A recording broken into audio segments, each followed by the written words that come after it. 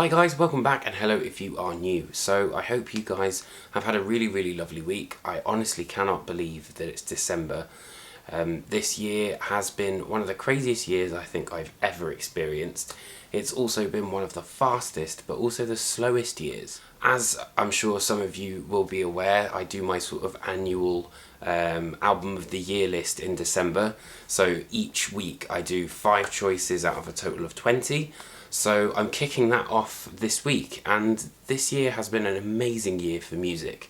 A terrible year in pretty much every single other respect, but an amazing year for music. And I think that's really kind of kept a lot of people going. It's certainly kept me going. So without further ado, I'm going to kick off my album of the year with Bell Witch and Aerial Ruin and their brand new album Stygian Bow.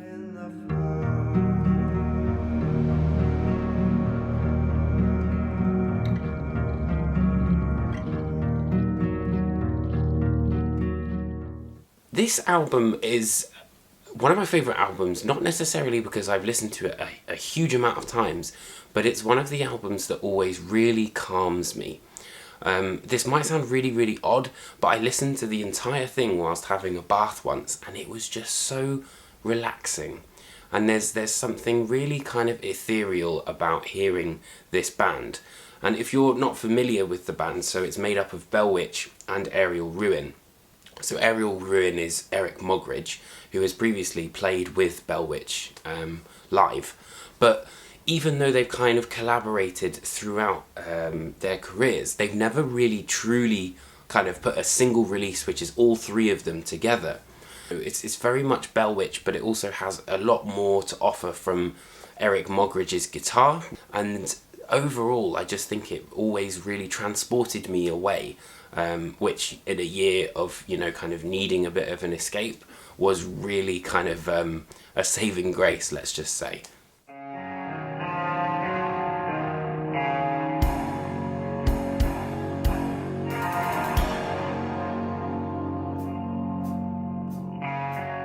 So being totally honest here, I had no idea about this band before, and this release kind of blindsided me. I've this year been kind of learning more and more about Translation Lost Records, and they're a really great record label run by a certain Drew, who's a total dude. And Satas released this new album, which I think is about 70 odd minutes long, and it caught my attention because it's an amazing amalgamation of like post-metal, death metal, noise, prog, black metal, all sorts of stuff, you name it. And it goes through all these different motions that I really enjoyed. And despite it being a very long album, it's so kind of engaging that I've really found a lot to enjoy with it, and there's so much more to discover with every different listen as well. And I really cannot wait to see what Satas are going to put together for their next album, because I think they're onto something really unique.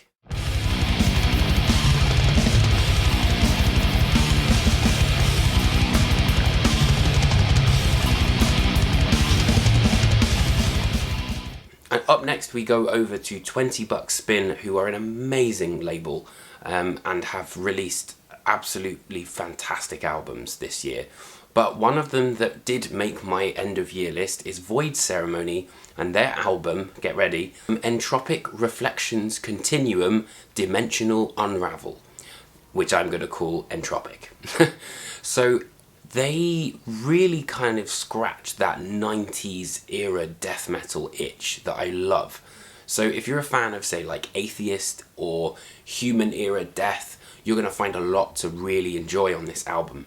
But for me, what I really enjoyed is the fact that, yes, it's very technical, and that there are bass lines which kind of bring to mind Steve DiGiorgio, but there's also really tasteful and well put together solos, and there's a lot of acrobatics kind of going on here, and it's quite an intense record, not gonna lie, but overall it really does kind of keep you entertained throughout the entire sort of runtime and creates that sort of sense of atmosphere. So 20 Buck Spin have again got another album of the year in my list this year.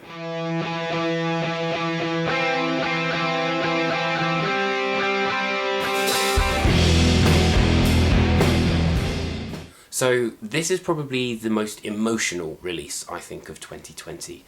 And thematically, the album looks inward at the idea of memories and how they shape us.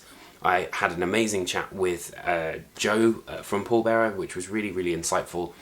And if anything, I think made me appreciate the album even more. And for me, what I like about Forgotten Days is the fact that they've kind of really streamlined everything and really kind of cut the fat for some of the sections to create a sound which is, I think, really a distillation of the old Pallbearer and their more sort of 70s prog rock leaning ideas. But then they've also put keyboards in, so it's very cinematic. It's just been a record that I've played quite a lot. It took me a while to get into, I will, admit, but now that I've really kind of listened to it, it's really stuck with me, and that's one of the reasons that it's one of my albums of the year.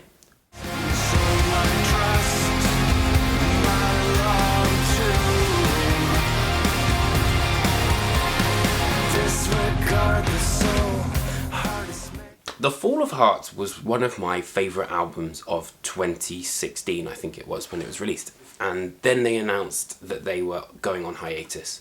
So I was really, really gutted. So I've got to say, I'm very surprised that we got City Burials this year. But City Burials is, the second album with Roger Oyarzun, and I think they've really kind of put him to the forefront of this. And I don't know if that's kind of indirectly made everything else a lot more rock-oriented, but there is so much more of a kind of classic rock vibe on this album. And maybe a little bit more immediate is the word I'm looking for. But at the same time, they're also experimenting. You've got tracks like Lacquer, which is essentially kind of electronic. But then, you've got like Behind the Blood, which is that sort of like real four-to-the-floor groove, which I just love. And I think that Katatonia really are one of those bands that are unique. Like, you can't find another band that are like that. I think that Jonas's voice has even gotten better with age, like a fine wine. It's got this sense of being modern about it, but also stays true to the band's soul. And that's what I think is really great, and a real example of proper evolution in a band. So that concludes my first segment of my albums of the year.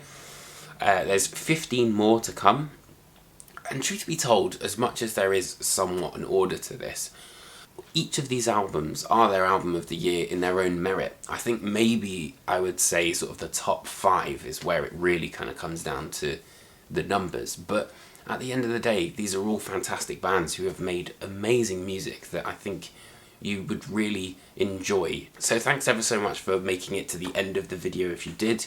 It would be great if you could hit that like and subscribe button. And please do let me know what you thought of my choices, what some of your albums of the year are. Thank you ever so much for watching, and be safe and take care of each other. I'll see you next week.